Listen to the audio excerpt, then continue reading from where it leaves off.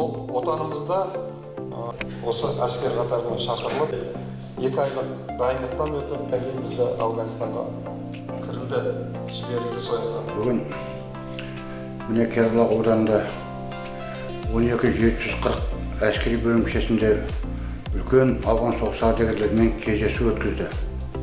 Сол кездесуде мына біздің қатардағы сарбаздарымен патриоттық тәрбие, отан сүйіспеншілігі туралы көп сұрақтар қойылды. Мынау қазіргі заманда, бейбітсіз заманда бұл бақытты сарбаздар болып жатыр.